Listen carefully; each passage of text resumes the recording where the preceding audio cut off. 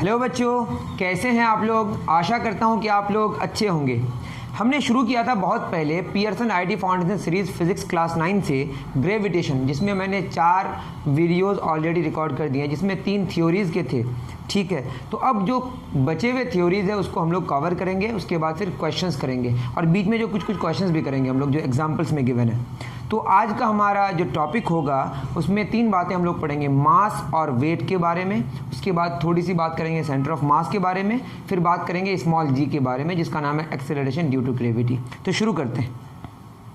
सबसे पहले हम बात करेंगे मास और वेट के बारे में डिस्कशन। मास एंड वेट, अगर बिल्कुल सिंपल हम जानने की कोशिश करें मास और वेट क्या है, अगर आप बहुत ज़्यादा नहीं जानते हैं तो सिंपल सी बात आप जानें कि जिस चीज़ को आप ख़रीदते हैं अगर वो किलोग्राम में ख़रीदते हैं तो बेसिकली आप मास की बात करते हैं। तो एक बात तो आप ये समझ जाइए कि मास का जो ऐसा यूनिट है वो किलोग्राम,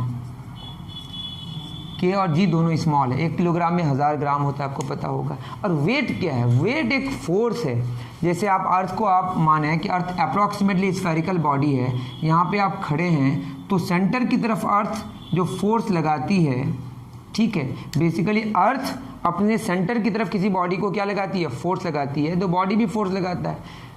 फोर्स सेम होता है, जितना फोर्स अर्थ अपने सेंटर की तरफ बॉडी पर लगाती है उतना ही फोर्स बॉडी भी अपने सेंटर की तरफ अर्थ पर लगाती है। दोनों का फोर्स का वैल्यू सेम होता है, लेकिन आप जानते हैं ना फोर्स का फॉर्मूला क्या होता है, मास इनटू एक्सेलरेशन। जिसका मास ज़्यादा होगा उसका एक्सेलरेशन कम होगा, जिसका मास कम होगा उसका एक्सेलरेशन ज़्यादा होगा। तो जो बॉडी है, जैसे ये मार्कर है, इसका एक्सेलरेशन ज़्यादा होता है। क्यों? क्योंकि मास कम होता है। और अर्थ का मास बहुत ज़्यादा है जिसकी वजह से एक्सेलरेशन बहुत कम है, उसको हम इग्नोर कर देते हैं। तो इतनी बात आपको समझ आ रही होगी। और ये जो है ना अर्थ का जो रेडियस है और यहाँ पे जो हम ऊपर गए हैं वो इतना कम डिस्टेंस हम ले रहे हैं, उतनी कम हाइट ले रहे हैं कि अर्थ का रेडियस से इतना ऊपर कम गए कि उस हाइट को भी हम क्या करेंगे, इग्नोर करेंगे, यही हम डिस्टेंस लेंगे। वो तो एक अलग बात होगी। बात ये है किसी भी बॉडी, जैसे आप यहाँ पे हैं तो अर्थ किधर फोर्स लगा रही है, अंदर की तरफ, मतलब रेडियली इनवॉल्व। अर्थ को हम अप्रॉक्सीमेटली क्या माने, स्फेरिकल। इतनी बात तो आप समझ पा रहे होंगे, ठीक है।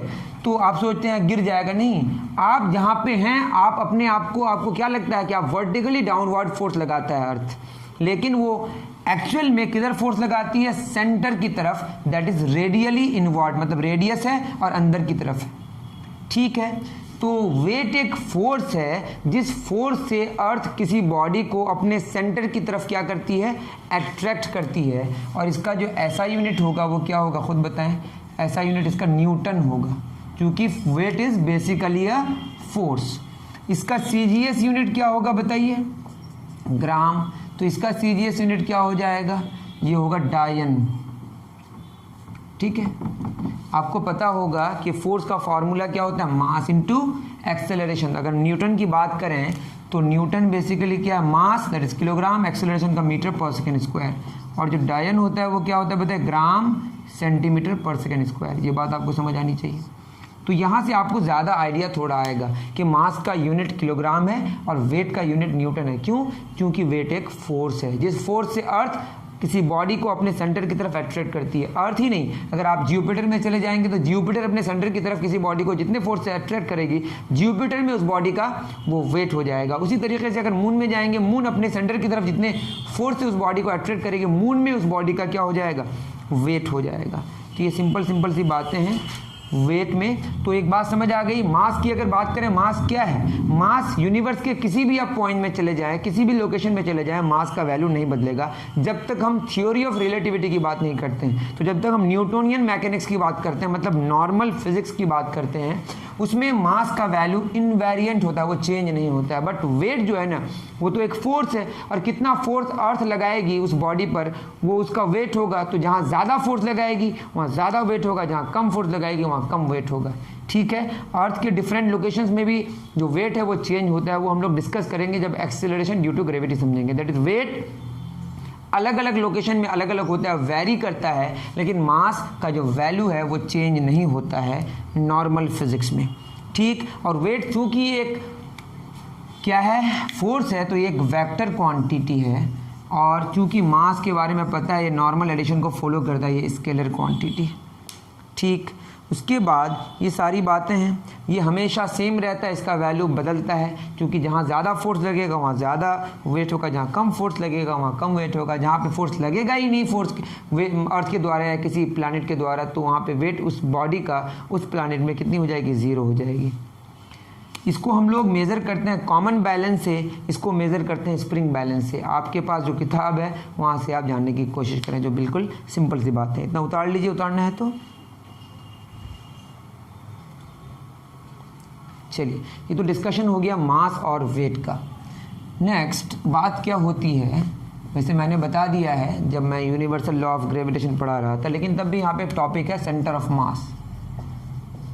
सेंटर ऑफ मास उस पॉइंट को कहते हैं, उस लोकेशन को कहते हैं जहाँ पे हम मानते हैं कि उस बॉडी का पूरा मास कॉन्सेंट्रेटेड है, एज्यूम करते हैं। जैसे इस पे इनको अगर यहाँ वैसे सेंटर ऑफ ग्रेविटी की बात होती है, ये जहाँ पे क्या हो गई, बैलेंस हो गई, उसी के यहीं पे कहीं पे इसके बीच में सेंटर ऑफ मास और सेंटर ऑफ ग्रेविटी एग्जिस्ट करता है। सेंटर ऑफ मास और centre of gravity approximately same point पे होता है जब तक आपका वेट यूनिफॉर्म होता है, वो समझेंगे, मतलब जो एक्सेलरेशन ड्यू टू ग्रेविटी है वो कांस्टेंट होता है।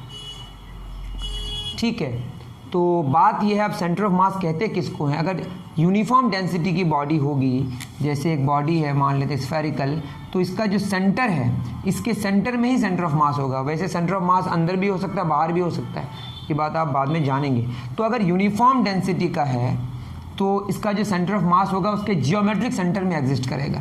एक बॉडी है मान लेते हैं, इसका मास हमारा m है, इसका मास स्मॉल m है, इसका भी सेंटर ऑफ मास उसके जियोमेट्रिक सेंटर में होगा। इन दोनों को जो मिलाएंगे, ये उसका सेंटर ऑफ मास है, ये भी उसका सेंटर ऑफ मास है। इन दोनों के बीच का जो डिस्टेंस है, ये वाला डिस्टेंस r है। मतलब basically universal law of gravitation जो हमने पढ़ा है, उसमें जो बॉडीज़ के बीच जो हम डिस्टेंस लेते हैं, बेसिकली सेंटर्स ऑफ मासेस के बीच, सेंटर्स ऑफ मास के बीच, समझ रहे हैं, सेंटर ऑफ मासेस के बीच का डिस्टेंस। यहाँ पे इसका सेंटर ऑफ मास है, यहाँ पे इसका सेंटर ऑफ मास है, दोनों के बीच का जो डिस्टेंस r है वो है बेसिकली सेंटर ऑफ मासेस के बीच का डिस्टेंस। ठीक है, और जो m मास का बॉडी है वो इस कैपिटल M मास की बॉडी को इधर फोर्स लगाती है, और ये कैपिटल M वाला स्मॉल m वाले को इधर फोर्स लगाती है। उसी लाइन के अलोंग फोर्स होती है। ये फोर्स जब A मान लेते हैं बॉडी है, ये B बॉडी है, A बॉडी B पर फोर्स लगाती है इधर की तरफ, और B A को इधर लगाती है। दोनों ही अट्रैक्ट करती है एक दूसरे को। ठीक है, जो ही A ने B पर लगाया तो ही B ने भी A पर लगाया, सेम इंस्टेंट में होता है। जितना फोर्स A लगाता है B पर, उतना ही फोर्स B भी लगाता है A पर, इसमें कोई शक नहीं है। एक्शन रिएक्शन मेरा आप पढ़ लेंगे तो समझ आएगा। ठीक है, एक्शन रिएक्शन पेयर है, तो F बराबर क्या होता है, G capital M small m बटे r स्क्वायर, और ये हमेशा क्या होता है, अट्रैक्ट भी है। यूनिवर्सल लॉ ऑफ ग्रेविटेशन है। जैसे मुझे बताना था कि जो स्मॉल r है, जो डिस्टेंस है यहाँ पे दोनों के बीच, बेसिकली वो सेंटर ऑफ मासेस के बीच का डिस्टेंस है। B फोर्स A पर इधर लगाती है, A फोर्स B पर इधर लगाती है, दोनों ही एक दूसरे को क्या करती है, अट्रैक्ट करती है, जो कि इस लाइन के अलोंग होती है, जो कि इस लाइन के अलोंग होती है। तो यहीं पे सेंटर ऑफ मास का थोड़ा सा काम था। तो आप जब भी याद रखें तो बात क्या होगी, जैसे हम यहाँ पे खड़े हैं, अर्थ मुझे अपने फोर्स लगाती है, तो कहाँ लगाती है, अपने सेंटर की तरफ। क्योंकि अर्थ को हम अप्रॉक्सीमेटली क्या मान लिए हैं, स्फीयर यूनिफॉर्म डेंसिटी का, तो इसका जो सेंटर ऑफ मास है उसके जियोमेट्रिक सेंटर में होगा। दैट मीन्स यहाँ पे अर्थ है, यहाँ पे अर्थ का सेंटर है, मैं यहाँ पे खड़ा हूँ तो मेरा सेंटर यहीं पे कहीं होगा। तो अर्थ अपने सेंटर की तरफ मुझे क्या लगाती है, फोर्स लगाती है। और चूंकि मैं अर्थ के सरफेस से बहुत ऊपर नहीं हूँ, तो हम मानेंगे कि हम अर्थ के सरफेस में चिपके हुए हैं। दैट इज़ मेरे और अर्थ के बीच का डिस्टेंस को हम अर्थ का रेडियस ही मानेंगे। ठीक है, तो ये सारी बातें हम करेंगे। ठीक है, इतना उतार लें आप। तो सेंटर ऑफ मास की ज़रूरत क्यों पड़ी, क्योंकि जो डिस्टेंस लेते हैं यूनिवर्सल लॉ ऑफ ग्रेविटेशन दो बॉडीज़ के बीच, उन दो बॉडीज़ के सेंटर ऑफ मासेस के बीच का डिस्टेंस लेते हैं। ठीक है, तो मैं भी अपना, जैसे मेरे और अर्थ के बीच फोर्स लगेगा तो मेरा अपना सेंटर ऑफ मास होगा और अर्थ का अपना सेंटर ऑफ मास होगा। लेकिन मेरे से अगर हम देखें, मेरा सेंटर ऑफ मास अर्थ के सरफेस से इतना कम ऊपर है कि उस हाइट को हम क्या कर सकते हैं, इग्नोर कर सकते हैं। सीधे हम मेरे और अर्थ के बीच का डिस्टेंस को सेंटर ऑफ अर्थ और सरफेस के बीच का जो डिस्टेंस है, that is capital R, radius of earth ले सकते हैं। वो क्या है, मैं समझाने की कोशिश कर रहा हूँ। जैसे मैं अर्थ की बात करूँ पहले, relation between small g and capital G। ये हमारा स्मॉल g क्या है, acceleration due to gravity. Basically acceleration ही है बट ग्रेविटेशनल फोर्स की वजह से। मान लेते हैं मैंने कोई भी प्लैनेट लिया या कोई भी सैटेलाइट लिया या कोई भी स्टार लिया, कहीं पे भी हम हो सकते हैं, उसको हम अप्रॉक्सीमेटली अभी स्फेरिकल मानेंगे। हम कहीं पे भी हो सकते हैं, मान लेते हैं हम यहाँ पे हैं और उस प्लैनेट का जो रेडियस है वो r है और हम यहाँ पे हैं सरफेस में। तो सरफेस में अगर हम हैं तो जो दूसरा बॉडी होगा उस प्लैनेट या सैटेलाइट या स्टार के रिस्पेक्ट में बहुत छोटा होगा, तो उसका जो सेंटर ऑफ मास होगा वो इतना कम हाइट में होगा कि इस हाइट को हम क्या करेंगे, इग्नोर कर सकते हैं। हम यहीं से डिस्टेंस ले लेंगे, दैट इज़ ये जो डिस्टेंस होगा उस प्लैनेट का उसके सेंटर से जो लेंगे और मेरे बीच या वो जो बॉडी है जिस बॉडी का हम एक्सेलरेशन ड्यू टू ग्रेविटी के बारे में डिस्कस करेंगे, ये आपको लग रहा है ना गिर जाएगा, ऐसा नहीं होगा। ये सेंटर की तरफ क्या लगाता है, फोर्स लगाता है। सेंटर की तरफ क्या लगा रहा है, फोर्स लगा रहा है। ये बॉडी है जिसका मास m है और ये जो बॉडी है इसका मास कैपिटल M है। दोनों के सेंटर ऑफ मासेस के बीच का डिस्टेंस यहाँ से लेकर यहाँ तक होगा, लेकिन इस छोटी सी हाइट को हम इग्नोर करेंगे। दैट इज़ यहाँ पे जो r होगा दोनों के बीच का वो होगा कैपिटल R। ये बात आपको समझ आ गई होगी। जो m1 है वो आपका कैपिटल M है, जो m2 है दूसरा वाला मास वो स्मॉल m लिए हम इसके एक्सेलरेशन ड्यू टू ग्रेविटी के बारे में डिस्कस करेंगे, ठीक है। क्योंकि बड़ा वाला बॉडी का जो एक्सेलरेशन होगा वो इतना कम होगा कि उसको हम अभी इग्नोर करेंगे, वैसे होगा कुछ।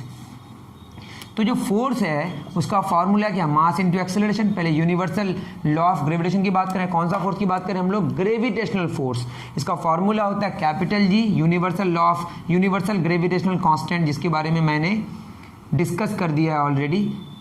m1 m2, m1 क्या है हमारा कैपिटल M, m2 क्या है स्मॉल m, दोनों के बीच का डिस्टेंस r स्क्वायर, तो कैपिटल R स्क्वायर होगा इज इक्वल टू, फार्मूला क्या होता है मास इनटू एक्सेलरेशन। तो मास इनटू a की जगह हम लिखेंगे एक्सेलरेशन ड्यू टू ग्रेविटी। जहाँ पे एक्सेलरेशन है दैट इज यहाँ पे जो एक्सेलरेशन है उसको हमको क्या इस्तेमाल करेंगे g। स्मॉल m क्या हो गया कैंसिल। यहाँ पे स्मॉल m क्यों लिए, क्योंकि हमको मास कौन सा कंसिडर करना है, जिसके बारे में जिसका एक्सेलरेशन निकालना है। तो क्या होगा उस बॉडी का, जो बॉडी उसके सरफेस में है उसका एक्सेलरेशन ड्यू टू ग्रेविटी कितना हो गया, कैपिटल G कैपिटल M बटे कैपिटल R का स्क्वायर। तो एक्सेलरेशन ड्यू टू ग्रेविटी किसका हुआ, वो एक्सेलरेशन उस बॉडी का जो उस सरफेस में है, चाहे वो प्लैनेट हो, चाहे वो स्टार हो, चाहे वो सैटेलाइट हो, ठीक है। वो किस पर डिपेंड किया, कैपिटल G जो कि हमेशा के लिए कांस्टेंट है, पूरे यूनिवर्स में उसका वैल्यू कांस्टेंट है। ये मास क्या है, ये बड़ा वाले का मतलब प्लैनेट का, सैटेलाइट का या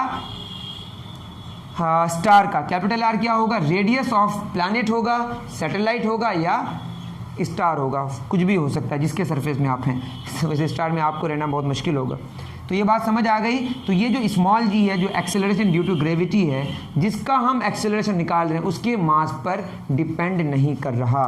that is g is independent of mass of the body. वो किस पे डिपेंड करेगा, वो मास पे डिपेंड करेगा, लेकिन वो बड़ा वाला बॉडी मतलब अर्थ पे डिपेंड करेगा, अर्थ के मास पर, या जुपिटर में है तो जुपिटर के मास पर और उसके रेडियस पर, ठीक। तो इतनी बातें आपको समझ आ गई होंगी, आप अच्छे तरीके से उतार लें, ठीक है। चलिए, तो एक्सेलरेशन ड्यू टू ग्रेविटी जिस बॉडी का हम लेंगे उस बॉडी के मास पर acceleration due to gravity depend नहीं करेगा। वो किस पर डिपेंड करेगा, जिसके सरफेस में है उस पूरे का रेडियस उसके मास पर डिपेंड करेगा, लेकिन खुद के मास पर डिपेंड नहीं करेगा। तो इसको हम समझने के लिए एग्जाम्पल 4.2 देखेंगे, ठीक है। एग्जाम्पल 4.2 में कह रहा है कि the mass of the earth is 6 × 10 raise to the power of 24 kilogram. ये पूरा अर्थ है जिसका मास गिवन है कितना, 6 × 10⁻24 किलोग्राम, ठीक है। बोला and its radius is 6400 kilometre. इसका जो रेडियस है वो कितना है, हम ऐसे लेंगे तो आपको ज़्यादा समझ आएगा। ऐसा होगा तो नीचे गिर जाएगा, ऐसा नहीं, वो सेंटर की तरफ फोड़ सकता है ना, ऐसा हमको बस धोखा है कि गिर जाएगा, ऐसा बिल्कुल नहीं है। हम जहाँ पे हैं हमको लगता है कि हम नीचे की तरफ हमको फोर्स लगा रहा है, हम यहाँ होंगे तो यहाँ के हिसाब से हमको नीचे लगेगा। ये कितना है बताइए, 6000, ये रेडियस है 6400 किलोमीटर। इसको मीटर में निकालेंगे तो कितना हो जाएगा, 6400 × 1000 मीटर, दैट इज 64 × 10⁵ मीटर। अब यहाँ पे मुझे एक्सेलरेशन ड्यू टू ग्रेविटी निकालना है। क्वेश्चन में क्या बोल रहा है, find the acceleration due to gravity on the surface of the earth, ठीक है। इसके सरफेस में निकालना है, इससे कहीं पे भी क्या होगा उसका वैल्यू कांस्टेंट रहेगा अप्रॉक्सीमेटली, थोड़ा बदलेगा भी जब हम मानेंगे कि अर्थ का शेप बिल्कुल अलग है, ऐसा नहीं है। मानेंगे क्या, स्फेरिकल तो होता नहीं है बट अप्रॉक्सीमेशन में बात हो रही है अभी। तो स्मॉल g का वैल्यू निकालना है, फार्मूला क्या, कैपिटल G कैपिटल M बटे कैपिटल R स्क्वायर। बताइए कैपिटल जी का वैल्यू कितना होता है 6.67 इंटू 10 पे पावर -11। ये आप नहीं जानते हैं तो जान लें, कैपिटल जी का वैल्यू 6.67 10 पे पावर -11 न्यूटन मीटर स्क्वायर पर किलोग्राम स्क्वायर। इसके बारे में मैंने ऑलरेडी डिस्कस कर दिया है। मास ऑफ अर्थ 6 गुना 10 पे पावर 24 किलोग्राम। वहाँ दिया हुआ है आर 64 इंटू 10 पे पावर 5 उस पे पावर 2। तो क्या हो जाएगा बताइए, ये हो जाएगा 6.67, इसको लिखें तो ये हो जाएगा डिवाइडेड बाई 100 है ना, इंटू 10 पे इंटू 6 इंटू 10 पे पावर -11 और यहाँ 24 है -11 प्लस 24 इंटू 64 का स्क्वायर 64 इंटू 64 10 पे पावर 5 2 कितना हो जाएगा। इतनी बात तो आपको समझ आ रही होगी। नेक्स्ट 667 इंटू 6 2 3 6 2 3 32 हो गया। तो ये कितना हो जाएगा बताइए, 667 इंटू 3 मैंने कैलकुलेट किया है, इसका वैल्यू आएगा 2001। 7 21 2 कर लीजिएगा into 10 raise to the power 24 में 11 गया कि 4 में गया 3 2 में 13 डिवाइड बाई 32 इंटू 64 32 इंटू 64 ये आएगा 2048 इंटू 10 पे पावर यहाँ 2 है और यहाँ 10 है 100 मतलब 10 पे पावर 2 और 10 कितना हो गया 12 और इसको मैं डिवाइड करा तो यह लगभग 0.977 इंटू 10 पे पावर 13 प्लस 12 ऊपर गया तो -12 दैट इज़ ये वो एक हो जाएगा सिंपल सा। तो हो जाएगा 0.977 into 10 that is 9.77 metre per second square या approximately 9.8 metre per second square. ठीक है, तो आपका acceleration due to gravity on the surface of earth जो हुआ वो कांस्टेंट हुआ कितना 9.8 मीटर पर सेकेंड स्क्वायर। अलग बात है ये अलग अलग लोकेशन में थोड़ा थोड़ा बदलेगा, लेकिन हम उसके बारे में अभी डिस्कस नहीं करेंगे। उसके बारे में हम बाद में करेंगे कि acceleration due to gravity depend किस किस पे करता है, factors affecting acceleration due to gravity, वो हमारा नेक्स्ट टॉपिक होगा। पहले इतना आप समझ जाएं कि अर्थ के सरफेस में अप्रॉक्सीमेटली हमारा जो एक्सेलरेशन ड्यू टू ग्रेविटी का वैल्यू होगा वो कांस्टेंट होगा, वो कितना होगा 9.8 मीटर पर सेकेंड स्क्वायर। ठीक है, उतार लीजिए। इसी तरह से हम लोग जुपिटर में जानने की कोशिश करते हैं, वहाँ पे ज़्यादा है कि कम है, और ये जो है ना जी का वैल्यू इसी पे डिपेंड करेगा। वेट का फॉर्मूला क्या होगा, mass into acceleration. Very weight क्या होता है, weight mass into acceleration due to gravity. Mass हमारा मान लेते हैं 1 किलोग्राम है और एक्सेलरेशन ड्यू टू ग्रेविटी कितना आया 9.8 मीटर पर सेकेंड स्क्वायर, तो ये हो जाएगा 9.8 न्यूटन। अगर 1 किलोग्राम का बॉडी है तो अर्थ के सरफेस में अगर होगा तो कितना फोर्स लगेगा 9.8 न्यूटन। अप्रॉक्सीमेटली अगर इसको हम 10 न्यूटन मान लें तो 2 किलोग्राम के बॉडी पर कितना लगेगा 20 न्यूटन। 3 किलोग्राम के बॉडी पर कितना लगेगा 30 न्यूटन। और अगर आप 50 किलोग्राम के हैं तो आप पर कितना फोर्स लगेगा 500 न्यूटन का फोर्स। ठीक, उतार लीजिए। चलिए, बहुत अच्छी बात। मैंने बताया था वेट का यूनिट न्यूटन होता है, और भी कुछ यूनिट्स होते हैं जिसको हम बोलते हैं ग्रेविटेशनल यूनिट। तो आप उसके लिए चिंता न करें, वहाँ पे जब वहाँ पे डिस्कस किया तो कुछ बात ने बताया, तो टेंशन ना लें। जैसे मैं बोलूँ 1 किलोग्राम वेट, इसको बोलते हैं हम लोग gravitational unit of force. Gravitational unit of force इसको बोलते हैं कि 1 किलो फोर्स का फॉर्मूला क्या होता है मास इंटू एक्सेलरेशन। इस केस में मास लेते हैं हम 1 किलोग्राम और एक्सेलरेशन लेते हैं 9.8 metre per second square, that is 9.8 Newton. तो 1 kilogram weight is a unit of force, इसको मतलब ग्रेविटेशनल यूनिट ऑफ फोर्स, जिसमें 1 किलोग्राम वेट का वैल्यू जो होता है वो 9.8 न्यूटन होता है। ठीक है, सिंपल सी बात, इतना आप नोट डाउन कर सकते हैं। चलिए, नेक्स्ट हमारा एग्जाम्पल 4.3 क्या कह रहा है। एग्जाम्पल 4.3 ये कह रहा है mass and radius of the planet Jupiter का मास कितना गिवन है, ये हमारा 2 गुना 10 पे पावर 27 किलोग्राम, और है रेडियस, मास तो कैपिटल हम लिखते हैं यहाँ पे, रेडियस कितना गिवन है 7 गुना 10 पे पावर 7 मीटर। क्या मांगा है बताइए, calculate the acceleration due to gravity on the surface of Jupiter, that is g का वैल्यू मांगा है, कैपिटल जी कैपिटल एम बटे कैपिटल आर स्क्वायर।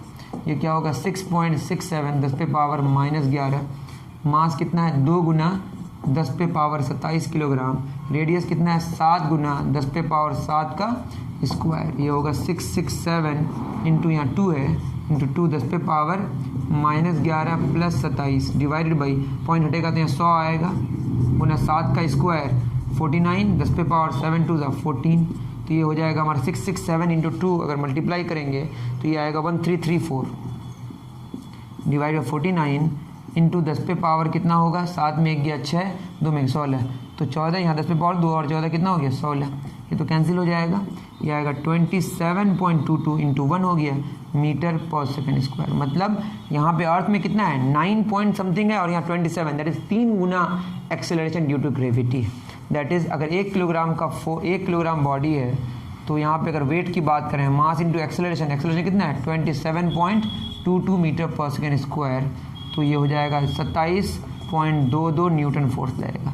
वहाँ पे 1 किलोग्राम के बॉडी पर 10 न्यूटन का फोर्स लगेगा अप्रॉक्स, और यहाँ पे 1 किलोग्राम के बॉडी पर लगभग 28 न्यूटन का फोर्स लगेगा, लगभग 3 गुना हो जाएगा। मतलब आप पर जो खिंचाव होगा जुपिटर में वो 3 गुना हो जाएगा। मतलब यहाँ कूदेंगे तो आप ज़्यादा कूद पाएंगे, वहाँ पे कम कूद पाएंगे। उतार लीजिए। इसी तरीके से आप मून में निकाल सकते हैं।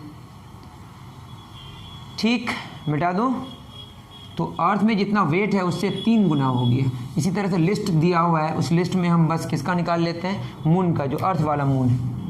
अगर हम मून की बात करें तो मून के सरफेस में कितनी एक्सेलरेशन ड्यू टू ग्रेविटी होगी, तो उस पर डिस्कस करें तो मून का मास गिवन है 7.3 10 पे पावर 22 किलोग्राम। ठीक है, उसके बाद हमारा है रेडियस 1.74 10 पे पावर 6, क्या होगा ये मीटर। तो इसमें अगर जी निकालें तो कैपिटल जी मतलब 6.67 10 पे पावर -11 इंटू मास 7.3 10 पे पावर 22 बटे 1.74 इंटू 10 पे पावर 6 का स्क्वायर। तो ये कितना हो जाएगा बताइए, 6.67, इसको हम लिखें 667 इंटू, ठीक है ना, 73 इंटू 10 पे पावर -11 प्लस 22, नीचे क्या हो जाएगा 2 0 1 0 3 0 हो जाएगा, इंटू 174 इंटू 174 इंटू 10 पे पावर 6 दूना 12।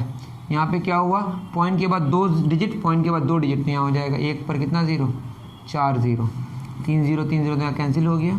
ये हो जाएगा 667 इंटू 73 174 इंटू 174 इंटू 10 पे पावर 2 में गया 1, 2 में गया 1, 11 और 10 पे पावर क्या हो जाएगा 12।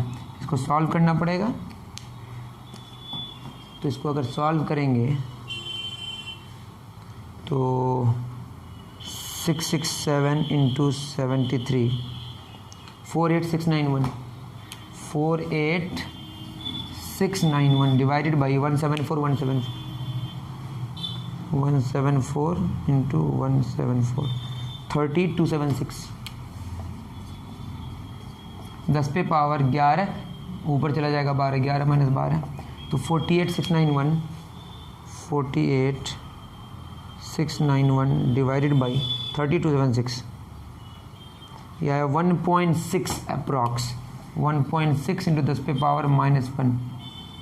कुछ गलती हुई क्या, 10 पे पावर 11 और यहाँ पे 1 था ना, 10 पे पावर 12 होगा, ये कैंसिल हो जाएगा, इसकी ज़रूरत ही नहीं थी। ठीक है, तो ये 12 में 10 पे पावर 0, 10 पे पावर 0 1 हो जाता है, तो यह है 1.6 इंटू 10 पे पावर 0, लिखने की ज़रूरत नहीं थी 1, तो यह है 1.6 मीटर। वैसे ऐसे ही कैंसिल हो जाता है, ऐसे भी करेंगे तो वही 1.6 मीटर पर सेकेंड स्क्वायर। इसको आप देखिएगा तो लगभग ये आएगा 9.8/6, कितना हो गया 9.8/6,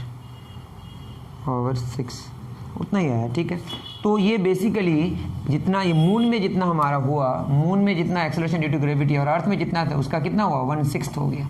अर्थ में जो एक्सेलरेशन ड्यू टू ग्रेविटी है वो मून में जितना एक्सेलरेशन ग्रेविटी उसका कितना 6 गुना हो गया।